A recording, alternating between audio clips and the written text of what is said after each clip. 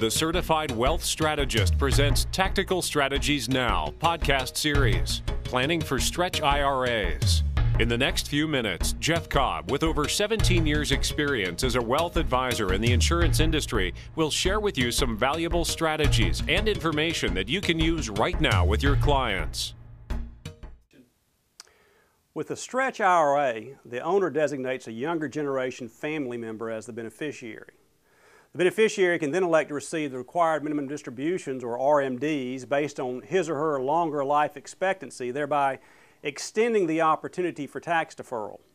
Overall, there should be enhanced benefits for the beneficiary and potentially the downstream heirs. That's the textbook plan, but of course in real life things are usually more complicated. What if the IRA owner wishes to benefit multiple beneficiaries?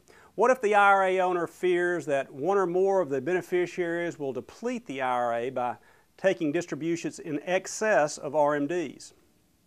Alternative number one, the most straightforward approach for prolonging tax deferral and maximizing benefits for the children and grandchildren, is to simply name them as multiple beneficiaries of the IRA. Assuming separate accounts are created for each beneficiary by the end of the year following the participant's death, the beneficiaries can elect to receive RMDs over their longer life expectancies. Now, this approach works well so long as the IRA custodian allows for the establishment of separate accounts and the children and grandchildren follow the account owner's wishes to withdraw no more than the RMDs. However, it's important to keep in mind that as outright beneficiaries of the IRA, there is nothing other than good judgment preventing the beneficiaries from taking larger annual distributions or even taking their IRA shares in a lump sum and squandering it. If an IRA owner wants to assure that their IRAs are distributed according to their wishes, they need to take further steps. A second alternative involves establishing a trust for the benefit of the children and grandchildren and naming the trust as the IRA beneficiary. So long as the trust qualifies as a designated beneficiary, the trustee can choose to receive no more than RMDs from the IRA, thus minimizing the possibility that the IRA funds will be misused. One challenge with this approach, however, is that Treasury regulations require the RMD amount to be calculated with reference to the oldest beneficiary's life expectancy.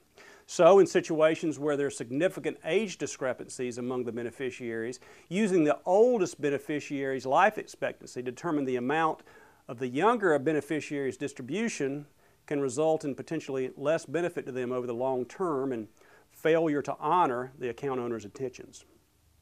A third alternative? Well, one alternative is for the IRA owner to consider to create a trust for the benefit of children and grandchildren with a separate subtrust for each beneficiary. Each separate subtrust should be named as an equal beneficiary of the IRA. Using this approach, the life expectancy of each individual subtrust beneficiary can be used to determine the RMD payable to that subtrust. Now, this results in potentially a greater long-term benefit for younger beneficiaries as compared to the earlier alternative, and it's better aligned with the account owner's intentions. One consideration with this approach, however, relates to the timing of payments from the trustee to the beneficiaries of the subtrust. Using a conduit trust approach, the RMDs received by the trustee are funneled immediately through the subtrust to the hands of the beneficiaries. Using a more flexible accumulation trust approach, the RMDs may be accumulated in the trust and distributed as directed by the trust instrument or in the trustee's discretion. Transfer and income taxes should be considered any time stretch IRA planning is used. Keep in mind that while there is a repeal of federal estate and generation skipping transfer taxes in effect for decedents dying in 2010, the repeal only lasts for 1 year. Furthermore, some planners have expressed concern that Congress, facing a large deficit, could retroactively repeal the repeal.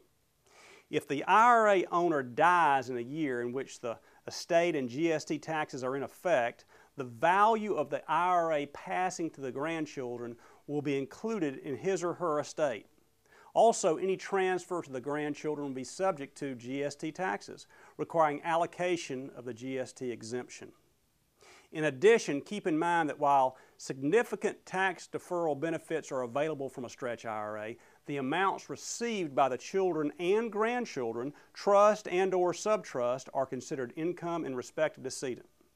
Consequently, such amounts are subject to income tax. Now, a deduction for estate taxes attributable to the IRA is allowed to the beneficiary as an income tax deduction.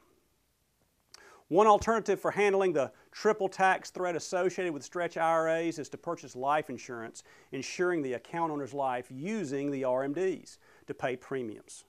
Provided the life insurance is owned in a manner such that it avoids inclusion in the insured's estate, for example, an irrevocable life insurance trust, the income and estate tax-free proceeds can then be used to offset the tax hit to the IRA.